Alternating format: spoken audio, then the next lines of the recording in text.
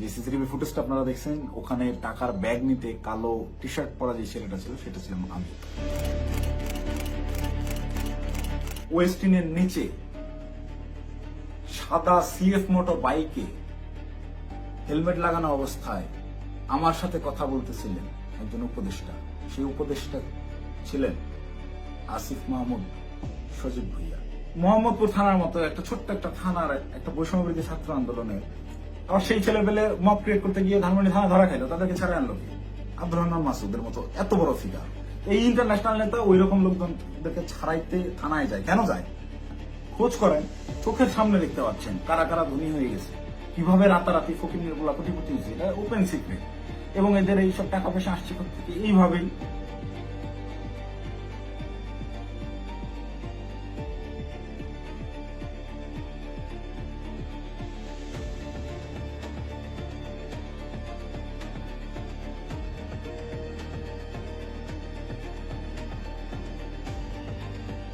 আসসালামু আলাইকুম, আমি জানে আলম অপু। সম্প্রতি গুলশানে বরিশালের এই যে নারী এমপির বাসায় চাঁদাবাজির যে ঘটনার ভিডিও ফুটেজ ভাইরাল হয়েছে, যে সিসিটিভি ফুটেজটা আপনারা দেখছেন, ওখানে টাকার ব্যাগ নিতে কালো টি শার্ট পরা যে ছেলেটা ছিল সেটা ছিলাম আমি। আপনারা এই একটি সিসিটিভি ফুটেজের মাধ্যমেই দেখেছেন যে বৈষম্যবিরোধী ছাত্র আন্দোলনের সমন্বয়করা চাঁদাবাজিতে জড়িত। আপনাদের যে সমন্বয়করা গত বছর আন্দোলনে আপনাদের কাছে মহানায়ক ছিল, তারা হয়ে গেল চাঁদাবাজ। কিন্তু আমার কিছু প্রশ্ন আছে। আপনারা কি জানেন যে এই যে টাকা নেওয়ার যে ফুটেজটা, এটা সকাল 9টা থেকে 10টার ভিতরকার সময়ের মধ্যে, তার ঠিক কয়েক ঘন্টা আগে ভোর 5টার সময় ওই জোনের ডিসি ওসি সবাইকে অবগত করে একদম অফিসিয়াল প্রসেসে আইনিভাবে আইন শৃঙ্খলা বাহিনী অর্থাৎ পুলিশ বাহিনীকে সাথে করে নিয়ে স্বামীর সেই বাসায় আমরা অভিযান চালাই। আপনারা কি জানেন সেই অভিযানে যাওয়ার আগে গুলশানেরই কোনো একটা জায়গায় আমার সাথে উপদেষ্টা আসিফ মাহমুদের কথা হয়? কই নিউজ মিডিয়ায় এত কিছু আসলো, এই 2 মিনিটের সিসিটিভি ফুটেজটাই কেন? আগের রাতের গোটা অভিযানের বিষয়টাকে একদম স্রেফ ধামাচাপা দেওয়া হলো কেন? ভোরবেলার সেই পুলিশ সাথে করে নিয়ে যে অভিযান চালানো হয়, 5টা থেকে 6টা পর্যন্ত টানা 1 ঘন্টা শাম্মী আহমেদের বাসায় অভিযান চলে, আইন শৃঙ্খলা বাহিনী সহ গোটা বাসা তন্ন তন্ন করে খোঁজা হয়, কোথাও শাম্মীকে পাওয়া যায় না। কিন্তু বাসা অভিযান চলাকালীন সময়ে প্রত্যেকটা জায়গায় আমরা বুঝতে পারতেছিলাম এখানে শাম্মী ছিল। তার ব্যবহৃত জিনিসপত্র, বেডের পাশে তার ফোন, তার হেডফোন, তার জুতা, এভরিথিং, তার ভ্যানিটি ব্যাগ, সবকিছু একদম স্পষ্ট বোঝা যাচ্ছিল শাম্মী এই জায়গায় ছিল। সামহাও ইনফরমেশন লিক হয়ে গেছে, সে চলে গেছে। তো যেই 2.5 মিনিটের সিসিটিভি ফুটেজ ভাইরাল করে আমাদেরকে রাতারাতি হিরো থেকে একদম ভিলেন বানানো হলো, যারা এই কাজটা করলো তাদের কাছে আমার অনুরোধ থাকবে এবং চ্যালেঞ্জ করব আমি, যদি সৎ সাহস থাকে আগের রাতের সিসিটিভি ফুটেজটা আপনারা ফাঁস করেন, দেখি কে ফোন করছে, কার কলে, কিভাবে শাম্মীর বাসা থেকে বেরোইছে, এবং আইন শৃঙ্খলা বাহিনীর সাথে আমরা যে অভিযানে গেলাম সেখানে আমাদের ভিতর কি কি কথা হয়েছে, আমরা চাঁদাবাজ কিভাবে হলাম। চাঁদাবাজি তো করি নাই। আমাদেরকে পরের দিন সকালবেলা এটা যোগাযোগ রিয়াদের সাথে করছে, রিয়াদের সাথে যোগাযোগ করে রিয়াদকে ডেকে পাঠাইছে তারা। রিয়াদ আমাকে ফোন দেয়, ফোন দিয়ে ডেকে নেয় যে ভাই ওই বাসায় একটু আসতে হবে। তো সে আমাকে প্রাথমিকভাবে জানায় যে শাম্মী যায় নাই, এটা এখনো আমাদের কাছে তথ্য আছে, আমি বাসায় নজরদারি করতেছি, আপনি তাড়াতাড়ি আসেন। আমি ইমার্জেন্সি যাই। যাওয়ার পরে রিয়াদ আমাকে নিয়ে ভিতরে যায় এবং বলে যে ভাই উপর থেকে ডেকে পাঠাইছে বলার পর আমরা ওকে তাহলে চল। আবার যাওয়ার আগে একটু আটকাইলাম যে অন্যরা আসুক। পরে বেশ কয়েকজনকে ফোন দিল রিয়াদ, দিয়ে বলে যে ভাই সবাই ঘুমিয়ে গেছে, কেউ আসতেছে না। তো অগত্যা আমি ওর সাথেই গেলাম। সিঁড়িতে রিয়াদ আমাকে টাচ দেয় যে ভাই ওরা কিছু টাকা পয়সার কথা বলছে, পোলাপানরা চাপানি খেতে টাকা পয়সা দিবে। তা আমি স্বাভাবিকভাবেই মাইন্ডসেট করে নিছি, আমরা রাতে যে কজন আসছিল আর পুলিশ সহ সব মিলে সর্বোচ্চ 40 জন হবে। তো পুলিশদেরকে বাদ দিলে এটা 15-20 জন বা 30 জন সর্বোচ্চ। এই কত বা দিবে, 50,000 1 লাখ টাকা হয়তো বা দিবে। এইটা একদম নর্মাল থট থেকে ভাবছি। এই ভেবেই আমি ওর সাথে ভিতরে যাই। ও আমাকে বলে দিছে যে আমি বলছি যে আমি ভাই এগুলা আমার মন সাইদের আমি কথাবার্তা বলতে পারি না, বলে আপনার কথা বলতে হবে না, আপনি রাতে খুব ভালো রোল প্লে করছেন, আপনারা ওরা ভয় পাবে। আপনি যেভাবে সব জায়গায় খোঁজাখুঁজি করছেন, চিল্লাচিল্লি করছেন, আপনারা ওরা ভয় পাবে। আপনার ফেসটা খালি দরকার, আপনি খালি আমার সাথে তাল মেলাবেন, বাকিটা আমি দেখবো। তো আমি যে গেছি তার সাথে, একটু আমার ভিতরেও ওই সময় হয়তো লোভ আসছে, আমি নিজেকে কন্ট্রোল করতে পারি নাই, বা ওই মুহূর্তে সঠিক ডিসিশনটা কি হবে আমি নিতে পারিনি। খুব ইনস্ট্যান্ট, সিঁড়িতে উঠতেছি আর 2 ধাপ গেলে আমি বাসার দরজায় চলে যাবো, এতটুকু সময়ের ভিতরে আমাকে সিদ্ধান্ত নিতে হয়েছে। তো এটা আমার ভুল সিদ্ধান্ত হয়তো বা ছিল। ভিতরে গেলাম, গিয়ে বসলাম। বসার পরেই ওই স্বামীর হাজবেন্ড এসে 5 লাখ টাকার অফার করে যে আমি তোমাদেরকে 5 লাখ টাকা দিচ্ছি, তোমরা যারা ছিলে তোমরা চা পানি খায়ও, আমরা শান্তিপ্রিয় মানুষ, আমি সারা জীবন চাকরি করছি, কোনো রাজনীতি করি নাই, চাকরির রিটায়ারমেন্ট শেষে এখানে আছি, রেস্ট করতেছি, এই বয়সে এসে আমাদেরকে আর তোমরা হয়রানি করিও না, আমি কোনো রাজনীতির মধ্যে নাই, তো আমাদেরকে একটু শান্তিতে থাকতে দাও। এবং উনি আরো একটা প্রশ্ন করেন যে আমাদের তথ্য তোমাদেরকে কে দিছে, তোমরা কিভাবে জানলা যে আমরা এখানে আছি।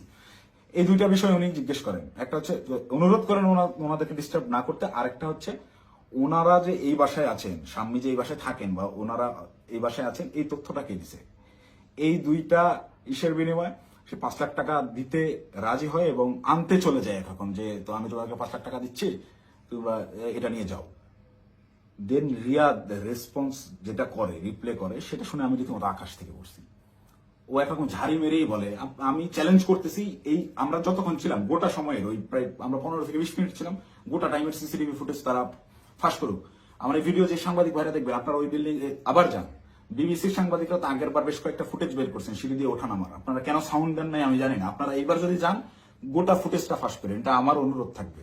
তাহলে ভাই আমি একটু বাঁচি। আমাকে যেভাবে আপনার এই চাঁদাবাজ হিসেবে পরিচয় করাইলেন, ডেকে নিয়ে ভাই টাকার ব্যাগ হাতে ধরাই দিছে, চাঁদাবাজি করতে যাই নাই, জীবনে চাঁদাবাজির কোনো রেকর্ড নেই, খোঁজ নিয়ে দেখেন, গোয়েন্দা লাগান, এভরিথিং। 1 টাকার অবৈধ সম্পদ কোথাও অর্জন করছি কিনা চ্যালেঞ্জ করবো, কেউ বের করতে পারবে না। এবং সর্বোচ্চ চেষ্টা করতেছে বর্তমান এই রাষ্ট্রযন্ত্র, সর্বোচ্চ চেষ্টা করতেছে আমাকে ভিলেন বানানোর। আমার বিরুদ্ধে কোনো এভিডেন্স পাচ্ছে না, এরকম কোনো কাজে আমি কখনোই ছিলাম না, আমাকে ডেকে নিয়ে জাস্ট ইউজ করা হয়েছে। যাই হোক, ওই প্রসঙ্গে আপাতত না যাই, ঘটনায় ফিরি।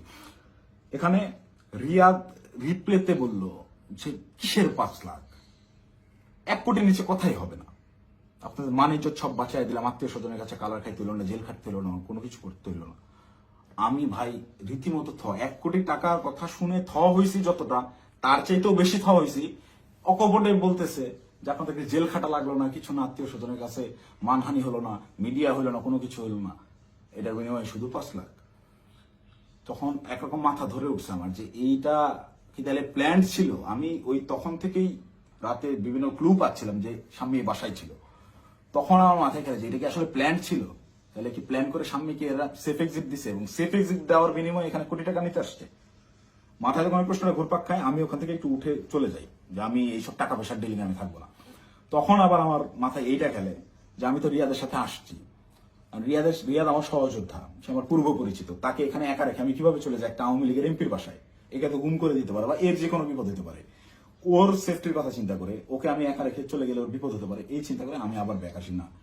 যাই হয় হোক, আমাকে রিয়াদকে নিয়ে যেতে হবে, রিয়াদকে আমাকে তাড়াতাড়ি এখান থেকে বের করতে হবে। তো ওই ওদের কথা, ওরা বার্গেনিং চালাতেই আছে। ওটা 1 কোটি থেকে 50 লাখে নামে, 50 লাখের থেকে ওই 50-50 করবে, 25 এখন নেবে, 25 করে বিভিন্ন রকম বার্গেনিং করতে থাকে। গোটা সিসিটিভি ফুটেজ দিলেই আপনারা দেখতে পাবেন। তো আমি যত ফাস্ট করা যায় এখান থেকে বেরোতে পারলে পারছি। তো আমি রিয়াদকে বারবার কানে কানে বলতেছি তুই এরকম পাগলামি করিস না, তুই থাম। রিয়াদ আমাকে বারবারই বলে আপনি চুপ থাকেন, দেখেন আমি কি করি, আপনি চুপ থাকেন, আমি দেখেন কি করি। তো আমি সাহস আর পাচ্ছিলাম না। উনি একটা সময় করলেন কি, পাশের রুমে গেলেন, পাশের রুমে গিয়ে কাউকে একটা ফোন দিলেন, সর্বোচ্চ 30 সেকেন্ড বা 1 মিনিট পরে একটা লোক আসলেন, এসে বেল চাপলেন, দরজা খুলতেই বাইরে থেকে একটা টাকার ব্যাগ দিল, টাকার ব্যাগটা নিয়ে গেটটা লাগাই দিলেন। ওই টাকার ব্যাগটা সোজা এনে আমার পাশে উনি রাখলেন, আমার পাশে ছোট একটা টেবিল ছিল, রাখতেই এই পাশ থেকে রিয়াদ আমাকে বলতেছে আপনার তো কাঁধে ব্যাগ আছেই, তাহলে ওটা ব্যাগে ভরে ফেলেন। তো আমি আমার ব্যাগের ভিতরে খাবার ছিল, আমি সারা রাত ধরে জেগেছিলাম, এখানে অভিযান চালাই বাসায় যাচ্ছিলাম, খাওয়া দাওয়া করিনি, সকালে খাওয়ার জন্য খাবার কিনছি, খাবারটাও খাইতে পারিনি। এই খাবারটা বের করে রেখে টাকাটা ব্যাগে বললাম ভরে, আমি রিয়াদকে বলতেছি চল উঠি। রিয়াদ তখন নতুন আবার কাহিনী শুরু করলো যে না, এই 10 লাখ টাকা নিয়ে যাওয়া যাবে না। সে তখন বিভিন্ন ইনে বিনায় আরো টাকা দেন, আপনি টাকা লাগলে ম্যানেজ করেন, সে টাকা ছাড়া উঠবেই না। তাকে একরকম অনুরোধ করে আমি এই জায়গা থেকে তুলি যে ভাই তুই আর ঝামেলা বাড়াইস না, তুই চল, আর তুই যদি বেশি ঝামেলা করিস তাহলে আমি এই টাকার ব্যাগও ফেলাই আমি চলে যাই, তুই একা হ্যান্ডেল করবি। কারণ এখানে টাকা পয়সা এরকম তুই কোটি টাকা নিবি এটা আমাকে বলে অবস্থায়, এটা যদিও আমি বাইরে এসে বলছি লাস্টের লাইনটা। রিয়াদও দেখি আমি যখন বলছি আমি চলে যাবো তোকে ফেলে, তখন রিয়াদ একটু ভয় পেয়েছে এবং রিয়াদ আমার পিছু পিছু চলে আসে। তো বাইরে আসার পরে রিয়াদ আমার সাথে একরকম প্রচন্ড রাগারাগি শুরু করে যে দেখুন আপনি কি পাগল নাকি, আপনার জন্য হইলো না, আপনি মাত্র 10 লাখ টাকা নিয়ে চলে আসলেন কেন।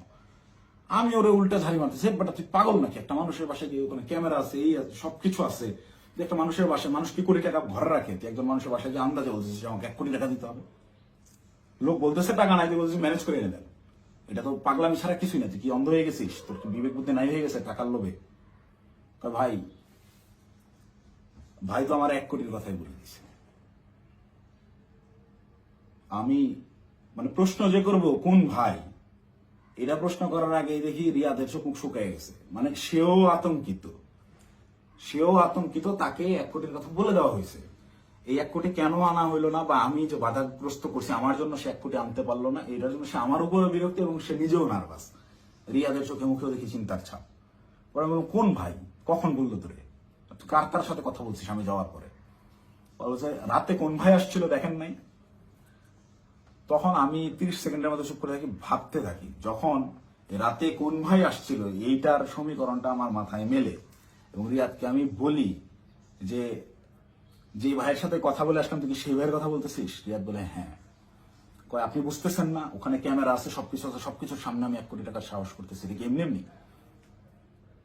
তখন আমার কাছে একটু হলেও বিশ্বাসযোগ্য মনে হচ্ছে যে না আসলে এইটুকু একটা ছেলে, ও 1 কোটি টাকা চেয়ে ফেলছে, ক্যামেরা আছে, এটা জেনে সহ ও জানে। কিন্তু এই বাসায় আমরা 3-4 ঘন্টা আগেও পুলিশ সহ অভিযান চালাই গেছি, বাসার কোথায় কি আছে সব জানা।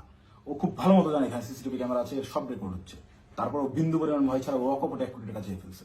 তাহলে অবশ্যই ওর কথার কিছুটা হইলেও সত্যতা আছে, ওর পেছনে ওই রকম ব্যাকআপ আছে।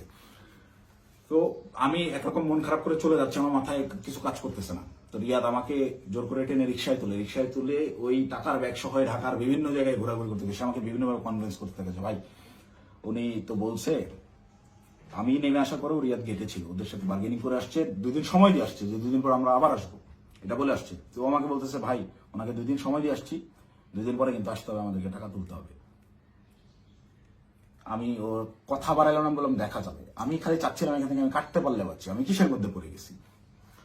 এইভাবে রিয়াদ চলে গেল ওখান থেকে ওই ওর বাসার দিকে। খুব সম্ভবত এটা মধ্যবাড্ডা বৈঠাখালী নামের একটা জায়গায় যাবে, সেই জন্য একটা সিএনজি নিল এবং আমাকে ছেড়ে দিল।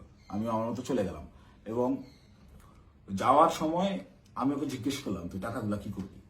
ও বলছে ভাই পোলাপান যেগুলো আসছে পোলাপানকে দিতে হবে, তারপর ওই বাকি টাকাও তুলতে হবে, সব টাকা একসাথে তুলে তারপরে তো এটা ভাগাভাগির হিসাব। আমরা টাকাই তো তুলতে পারলাম না, এটা তো যা দিচ্ছে এটা তো আজকের পোলাপানেরই খরচ, পোলাপানের চাপানি খাইতে দিছে। আমি একটু চিন্তায় পড়লাম, তারপর আমি বললাম তাহলে পোলাপানটা দিয়ে দিস। ও বলছে ওকে, বিকালবেলা ইনশাল্লাহ এটা ভাগাভাগি করব, আপনাকে ফোন দিয়ে জানাবো। তো বিকালে আমি তো এর মধ্যেই আমি বেশ কয়েকজনের সাথে রাতে যারা ছিল তাদের বেশ কয়েকজনের সাথে যোগাযোগ করি এবং তাদের কথাবার্তা আমি সরাসরি স্বীকার করি নাই বা বলি নাই যে রিয়াদ এরকম করছে। তাদেরকে আমি বিভিন্নভাবে ঘটনাটা সম্পর্কে অবগত করার চেষ্টা করি যে তোর এরকম কিছু হয়েছে কিনা বা রিয়াদ কোনো টাকা পয়সা দিছে কিনা। সবাই অস্বীকার করতেছে, মানে যারা আসছিল এই অভিযানটা চালাইতে তারা কেউ এই বিষয়ে অবগতই না। তার মানে এখানে ওই যে আমাদের গ্রুপে ইনফরমেশন দেওয়া হলো অমুক বাসায় আওয়ামী লীগের এমপি আছে বলে ছাত্রদেরকে চেতায় দেওয়া হলো, চেতায় দিয়ে এই ছাত্রদেরকে মব করতে পাঠানো হলো। ওখানে ছাত্রদেরকে পুলিশ বাহিনী সহ ওই এমপির বাসায় পাঠাইয়া ওই পরিবারকে ভয়ভীতি প্রদর্শন করা হলো। করার পরে ছাত্ররা সবাই যে যার মতো বাসায় চলে গেল। তারপরে চাঁদাবাজের দল চাঁদাবাজি করতে আসলো। ঘটনা এইটাই। এখান থেকে মাঝখান থেকে সাধারণ ছাত্ররা ব্যবহৃত হইলো। এই ব্যবহারের তালিকায় সেদিন আমিও পড়ছি, আমিও ব্যবহৃত হয়েছি এবং বিভিন্ন সময় বিভিন্ন ঘটনায় এরা এইভাবে বিভিন্নভাবে ছাত্রদেরকে ব্যবহার করে এইসব করে। তারপর বিকালবেলা রিয়াদ আমাকে ফোন দেয়, ফোন দিয়ে ডাকে হচ্ছে রামপুরায়। তো এমনিতেই আমি হাতিরঝিলে যেতাম, তারপরের দিন আমাদের বেসরকারি বিশ্ববিদ্যালয়ের প্রোগ্রাম হাতিরঝিলে, সেই প্রোগ্রামের বাস্তবায়ন কমিটিতে ছিলাম, ভেন্যু পরিদর্শনের জন্য যাওয়ার কথা। এমনিতেই যেতাম, তো ওর কথা শুনে আমি একটু হাতিরঝিল থেকে আগায় গেলাম রামপুরার দিকে। তো ওর সাথে যখন যাই সে আমাকে বিভিন্নভাবে কনভিন্স করার চেষ্টা করে যে ভাই আপনি অপ্রস্তুত হয়ে পড়ছেন এটা বুঝছি, কিন্তু এটা এভাবেই হয়, এরকমই, আপনি বলার জন্য আপনি জানেন না। সে আমাকে ইনে বিনে বিভিন্নভাবে প্রলোভন দেওয়া শুরু করে যে আপনি আপনি এ যাবত আপনি কয় টাকার মালিক, আপনি কয় টাকা কামাইছেন। দেন আমি ওকে ডিরেক্ট বলি যে ভাই এই মাসে আমার সেমিস্টার ফাইনাল পরীক্ষা গেছে, আমি টিউশন ফি দিতে পারি না, জন্য পরীক্ষা দিতে পারিনি। আপনার জায়গায় যদি আমি থাকতাম, রিয়াদ সরাসরি আমাকে বলছে, তাই আপনার ফেস যদি আমার থাকতো, আমি যদি আপনার ওই আপনার কেন্দ্রীয় যে পদ, সেই পদ যদি আমার থাকতো, এতদিন আমি কমপক্ষে 20 কোটি টাকা কামাইতাম। রিয়াদ আমার মুখের বলছে আপনি একটা বলো। তো আমার এই কথাগুলো শুনে আরো বেশি খারাপ লাগতে লাগলো যে কি বলে, প্রচন্ড মন খারাপ। আমি ওকে বলি যা হয়েছে বাদ দে, আমরা হাতে জেলে যাই, প্রোগ্রামের কি অবস্থা দেখি। আমার মূল কনসার্ন আমার আবার সাংগঠনিক কাজে ফেরা। তো হাতে জেলের প্রোগ্রামের ওইটা পরিদর্শন করে ওই জায়গা থেকে সন্ধ্যা হয়ে গেছে। রিয়াদ আমাকে কন্টিনিউয়াসলি পুশিং করে যাচ্ছে। সে আমাকে নিয়ে মহাখালী যায়, মহাখালী ওখানে ইয়ামাহার শোরুম থেকে সে আমাকে একটা বাইক কিনে দেয়। এবং এটা সে প্রায় সময় এরকম হয়েছে যে রাত বেশি হয়ে গেছে, আমি বাসায় ফেরার জন্য সেফ কোনো কিছু যানবাহন পাচ্ছিলাম না। ম্যাক্সিমাম টাইম আমাকে ওই উবার ভাড়া করে যাইতে হইতো। আমি ওদের কাছ থেকে টাকা ধার নিতাম এবং প্রায়শই এটা বলতাম যে আমার একটা বাইক থাকলে খুব ভালো হতো। এইটাকে সে কাজে লাগে, আমাকে একটা বাইক কিনে দেয় সে, আমাকে সাথে করে নিয়ে গিয়ে, এবং সে আমার পিছনে বাইকে চড়ে ঘুরে ঢাকা শহরের বিভিন্ন জায়গায়। এবং পরবর্তীতে পরের দিন অনুষ্ঠানটা শেষ হয় কোনো মতে, 18 তারিখের প্রোগ্রামটা শেষ হওয়ার পরে সে রাত্রেবেলা আমাকে ফোন দেয় যে ভাই 2 দিন তো হয়ে গেল, আমাদেরকে ওই বাকি 40 লাখ টাকা আনতে যাইতে হবে, এটা তো 1 কোটি নেওয়া যেত, আপনি খালি পাকনামি করে 50 লাখে নামা দেন। তখন তো আমি অস্বীকার করি, না ভাই আমি এইসব কাজে আর যাবো না। দেন আমাকে ডিরেক্ট ব্ল্যাকমেল, আপনি ওই টাকা দিয়ে বাইক কিনছেন, আপনার ফুটেজ আছে তো, আপনি বাইক কিনছেন, শোরুমে ডকুমেন্টস আছে, আপনি তো এটার পার্ট, আপনি যে টাকা ভোগ করছেন, আপনাকে তো যাইতেই হবে। তখন আমার মাথা রীতিমতো কাজ করা বন্ধ করে দিচ্ছে যে আমি তো পুরো ট্র্যাপে ফেসে গেছি। আই হাই, বাইকটাই আমি কেন নিলাম, আমার ভোটার আইডি কার্ডটাই ওখানে আমি কেন দিলাম, আমার এই হারামজাদার টাকা আমি গেলামই বা কেন, প্রচন্ড রকম আফসোস শুরু হলো আমার, আমি এই কিসের মধ্যে পড়লাম এরকম ভাবতে হবে। সারা রাত আমার ঘুম হয় নাই। আমার ফেসবুকে গেলে এখনো ওই দিন আমার দেওয়া যে স্ট্যাটাসটা, আমি প্রচন্ড মেন্টাল ট্রমায় আছি। তার আগের রাত সারা রাত ধরে গত বছর জুলাইয়ের সেই আন্দোলনের স্মৃতিগুলা, এই আমার ভাইদের রক্তাক্ত সেই দেহগুলা, এই গুলি চালানোর দৃশ্যগুলো সবকিছু আমার চোখের সামনে ভাসতে থাকে। আমার ভাই সারা রাত ঘুমায় নাই যে কি করলাম, কি হচ্ছে, কি এটা কি। মানে আমি পরের দিন সকালে এটা পোস্টও করছি যে আমি প্রচন্ড মেন্টাল ট্রমায় আছি, জুলাইয়ের ওই স্মৃতিগুলো আমার মাথা থেকে যাচ্ছে না, আমার চোখের সামনে ভাসতেছে, আমি ঘুমাইতে পারতেছি না, নিজেকে অসহায় লাগতেছে, এই ধরনের একটা পোস্ট করছিলাম। এবং এটা তখন আমার বাস্তব ফিলিংস ছিল। আর উপরে এর আবার রিয়াদের ফোন আসেই, কখন বেরোবেন, কখন আসতেছেন, এই এরকম করতে করতে সন্ধ্যাবেলা আমি বাংলা মোটর অফিসে গেলাম। সেখানে একটা প্রেস ব্রিফিং করা হয় 18 তারিখের প্রোগ্রামে, বেশ কিছু প্রবলেম ছিল সেগুলো নিয়ে। প্রেস ব্রিফিং শেষে রিয়াদ আমাকে বলে উপরে ওয়াটারফল রেস্টুরেন্টে গিয়ে আপনি বসেন, আপনার সাথে কথা আছে। আমি ওয়াটারফল রেস্টুরেন্টে গিয়ে বসি। রিয়াদ সমস্ত ছেলেপেলেকে নিচে নিয়ে গিয়ে চা খাওয়াইয়ে পাঠিয়ে দিছে। পাঠিয়ে দিয়ে সে ওয়াটারফলে আসে এবং আমাকে বলে যে সোজা সাপটা এখন যাইতে হবে, গিয়ে টাকাটা নিয়ে আসতে হবে। আমাকে 2 দিন সময় দেওয়া হয়েছে, 2 দিন পার হয়ে গেছে, আর কোনোভাবে কালক্ষেপণ করা যাবে না, প্রচুর চাপ আসতেছে, আপনি চলেন। তো আমি একরকম চিপাই পড়ে গেছি। ওর কথা শুনে আমি ওই জায়গায় যে রেস্টুরেন্টে বসছি, ওইখান থেকে বের হওয়ার আর অপশন নাই। তো আমি বাধ্য হয়ে বললাম আচ্ছা চল দেখা যাক। তো এই দিন গিয়ে আমি সর্বোচ্চ চেষ্টা করছিলাম যে কিভাবে এটা এড়ানো যায়। আমি গেটের সামনেই হোন্ডা থামায় ভিতরে ঢুকে দারোয়ানের সাথে কথাবার্তা বলে ওদের উপরে গিয়ে 2টা বেল চেপে আমি খালি ওটা টানতেছি, যারা বাসায় নেই আয়, তুই দরজা খুলবে না, আয় আয়, এই বলে ওকে বের করে নিয়ে আসছি। নিয়ে আসার পরে আবার হোন্ডা টান দিয়ে চলে আসছি। তারপর থেকে ওই দিন থেকে আমি ওর সাথে যোগাযোগ করা বন্ধ করে দিছি। টানা 2 দিন ওর সাথে আর যোগাযোগ করি নাই। ও আমাকে মেসেজ দেয় বিভিন্ন ভাবে, আমি যে টাকা নিছি, আমাকে যে ট্র্যাপে ফালানো হচ্ছে এইটা বারবার সে উল্লেখ করার চেষ্টা করে। আমাকে মেসেজ করে, ভাই টাকা নিয়ে হারায় গেলেন, খোঁজ নাই কেন। প্রত্যেকটা মেসেজে টাকা শব্দটা মেনশন করে, যেন পরবর্তীতে সেটা স্ক্রিনশট আমার বিরুদ্ধে ব্যবহার করতে পারে, বা আমাকে বোঝায় যে তুমি যে টাকা নিছো এটা কিন্তু এভিডেন্স আছে। আমাকে ব্ল্যাকমেল করার চেষ্টা করে। তো আমি রিয়াদের মেসেজ রেসপন্স করা অফ করে দিলাম একটা সময়। এবং যখন দেখলাম আমি ট্র্যাপে ফেসে গেছি এবং ওরা যা বলে আমাকে তাই করতে হবে, তখন আমি রিয়াদের সাথে সম্পূর্ণরূপে যোগাযোগ করা বন্ধ করে দিই এবং রিয়াদকে বলি তুই যদি আমাকে এইগুলো নিয়ে চাপ দিস তাহলে আমি কিন্তু সমস্ত কিছু ফাঁস করে দেবো, এবং ওই বাসায় তুই যদি আরেকবার যাস আমি এখনই ওই বাসার লোককে ফোন দিব, সে যেন থানায় বলে রাখে, পুলিশ দিয়ে তোদের যেন ধরায় দেয়, অথবা এই সিসিটিভি ফুটেজ যেন ফাঁস করে দেয়, আমার যা হবে হবে, তোদের এইসব আমি আর মানতে পারতেছি না।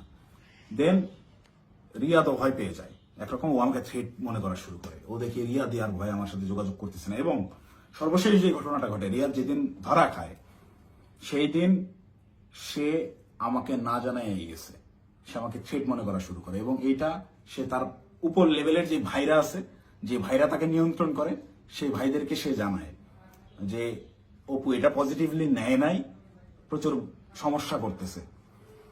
আর আসলে পজিটিভলি নেওয়ার মতো না, এই এক্সপিরিয়েন্স আমার লাইফে ফার্স্ট টাইম। তো রিয়াদ ওই দিন যে গেল আমাকে সম্পূর্ণরূপে না জানায়, এবং আমার কোনো আগ্রহ ছিল না, আমি ওইটাতে যাইও নাই, এবং আমি যাব না জন্যই, ওদের এই ট্র্যাপে আমি আর ইউজ হব না জন্য প্রচন্ড রাগে ক্ষোভে আমি একরকম ওই ফোন টোন সব অফ করে একটু সাইলেন্ট হয়ে যাই, যে আমাকে যেন না পায়। আমার ভালোই লাগতেছে না, আমার বিবেকের তাড়নায় আমার মন চাচ্ছিল আত্মহত্যা করি। মানে আমার কিছু করার নাই, ওরা ব্ল্যাকমেল করা শুরু করছে, আপনি হুন্ডা কিনছেন, এই করছেন সেই করছেন। রিয়াদ যেদিন অ্যারেস্ট হয়ে প্রথমে থানায় গিয়ে প্রথম স্টেটমেন্টই এটা দিছে যে এই জায়গায় চাঁদাবাজি জানে আলম অপু করছে, টাকা জানে আলম অপু নিছে, সেই টাকা দিয়ে সে বাইক কিনছে। মানে এইটা পূর্ব থেকেই ওকে শেখানো স্টেটমেন্ট।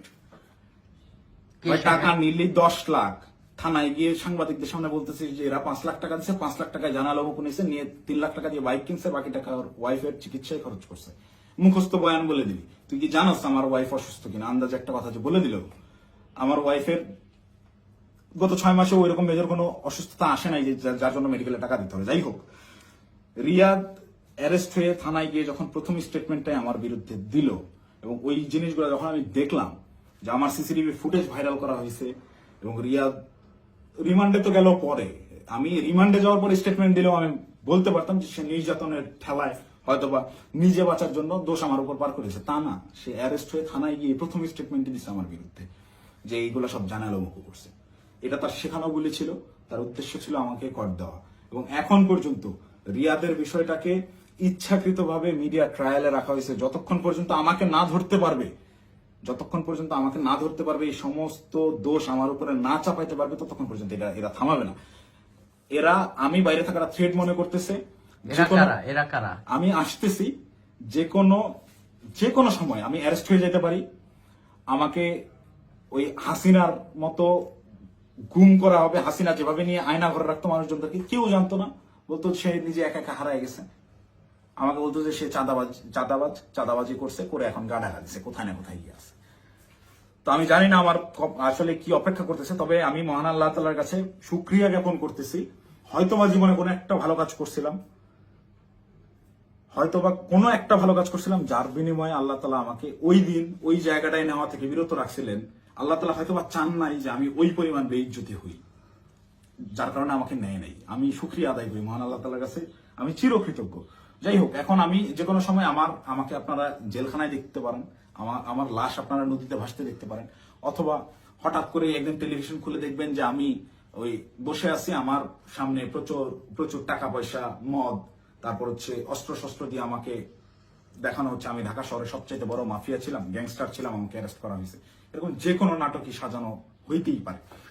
তো এই নাটকগুলো যদি সাজানো হতে পারে, বা আমাকে এভাবে ফাঁসানো হতে পারে, আমাকে দিয়ে এই কথাগুলো বলানো হতে পারে, তার আগেই সঠিক সত্যটা জাতির উদ্দেশ্যে, জাতিরকে জানানোর জন্য আমার এই ভিডিওটা বানানো। এখন আসি, অনেকেই এই ভিডিও দেখে বলবেন যে ভাই তুই এই 4-5 দিন ধরে চুপচাপ থেকে খুব সুন্দর স্ক্রিপ্ট লিখছিস।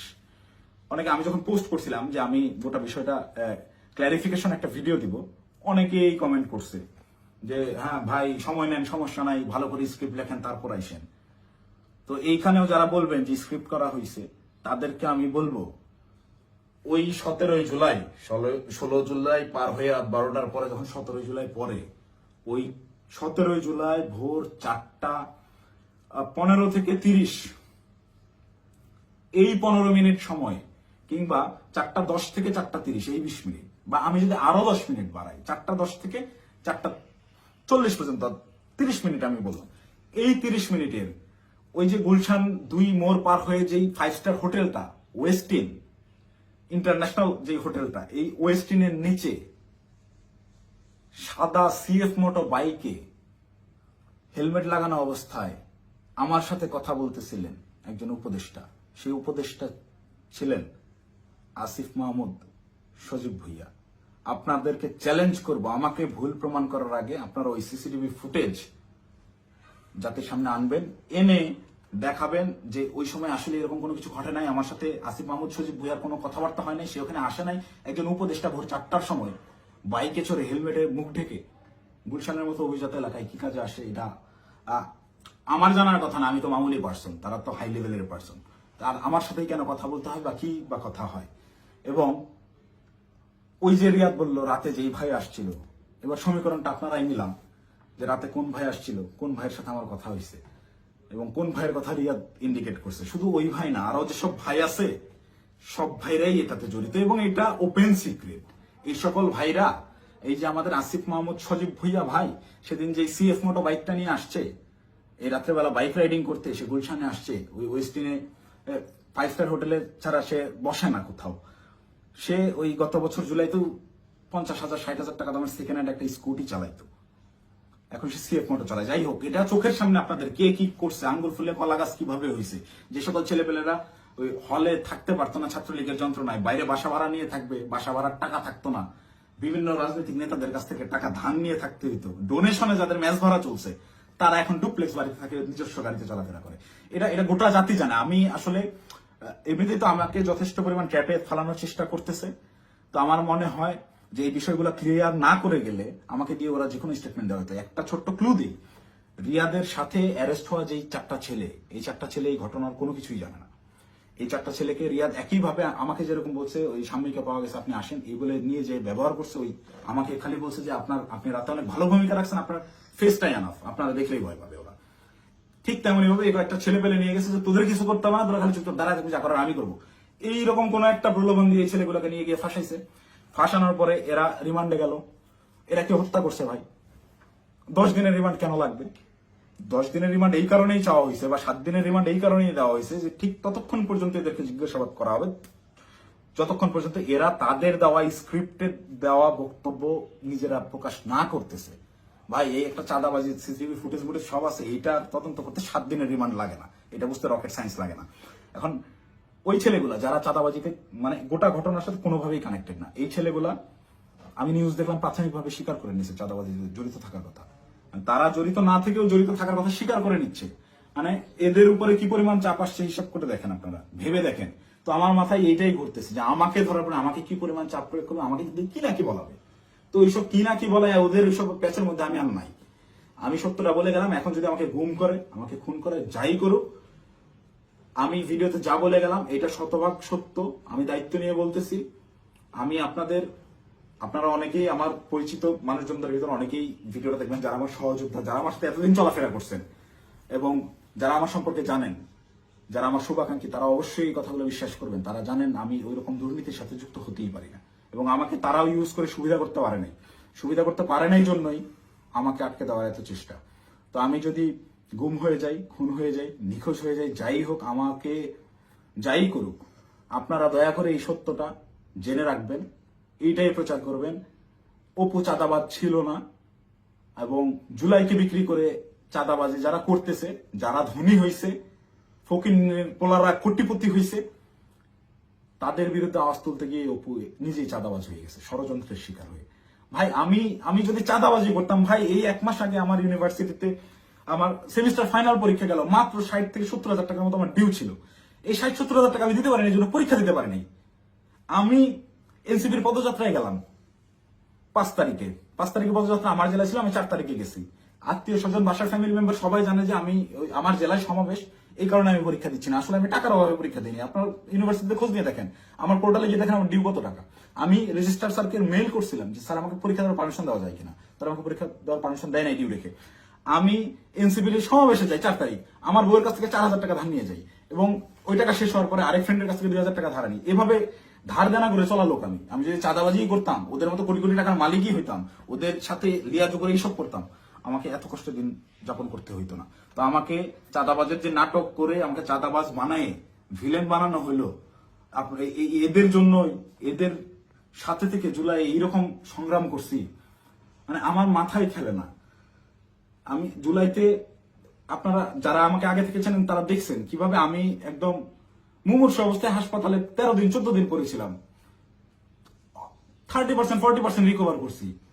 অর্ধেক অসুস্থ অবস্থায় হাসপাতালের বেড থেকে চিকিৎসাধীন অবস্থায় আমি উঠে গিয়ে আবার আন্দোলনে যোগ দিয়েছি। আমার মন মানতেছিল না, আমার বিবেক কোনোভাবেই থামতেছিল না, আমার মস্তিষ্ক ওই মাঠেই পড়েছিল না, আমার ভাইদেরকে হত্যা করতেছে, এটা আমি মানতে পারবো না।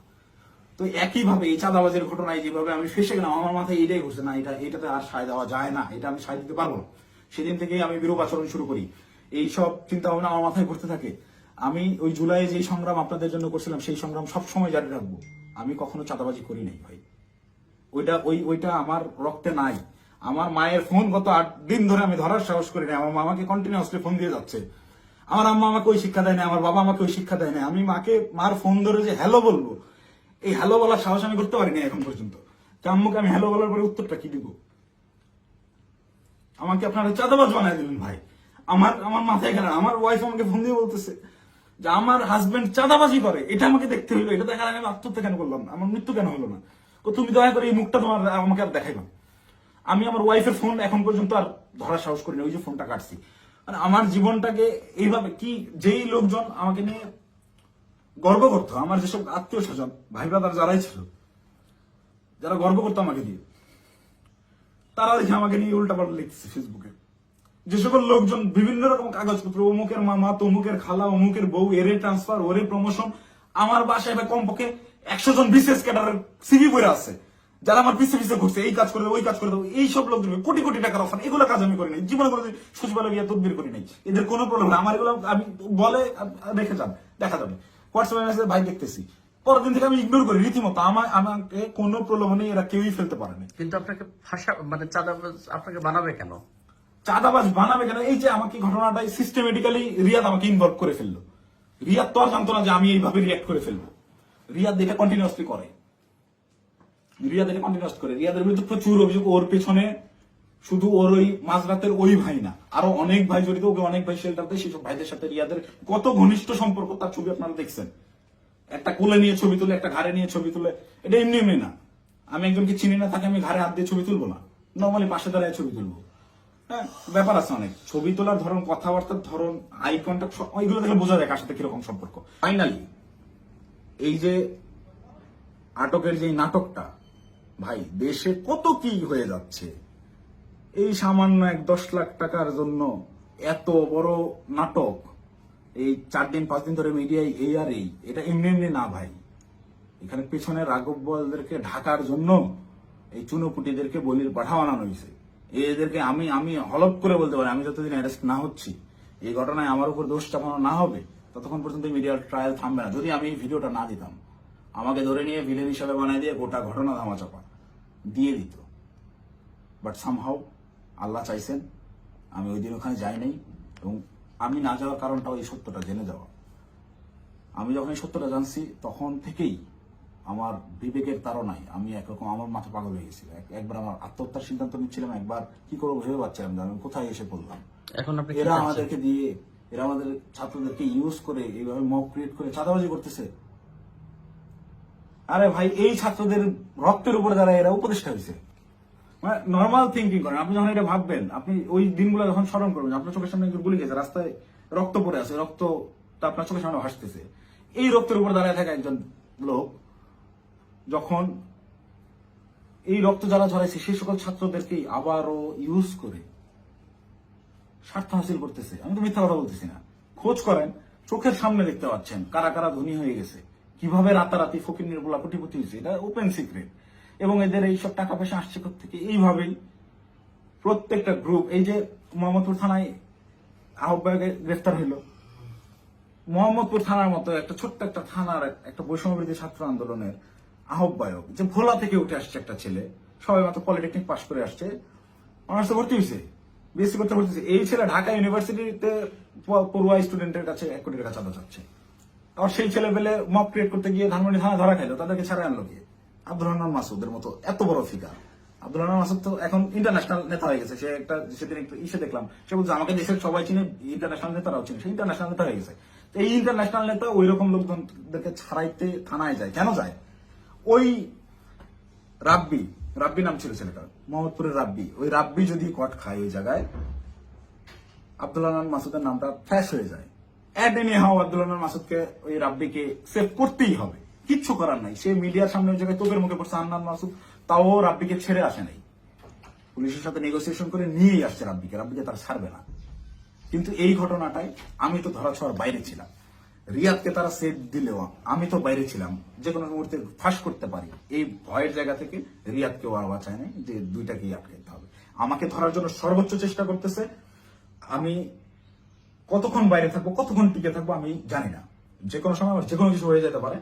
তো আমি গোটা জাতির কাছে সত্যটা বলে গেলাম, এবং সেই দিন সিদ্ধান্তহীনতাই হোক কিংবা লোভের বশবর্তী হয়ে হোক, আমি যে ভুল কাজটা করে ফেলছি, রিয়াদের প্ররোচনায় করে ওই জায়গায় বাসায় ওনাদের দেওয়া ওই টাকাটা হাতে নিয়েছি, এইটার জন্য আমি গোটা দেশবাসীর কাছে ক্ষমা প্রার্থী, এবং আমি আমার দোষ স্বীকার করে নিচ্ছি। এবং আমি প্রচলিত আইন অনুযায়ী, যেহেতু আমার নামে মামলা হয়েছে, আমি বিচার ফেস করতে রাজি আছি।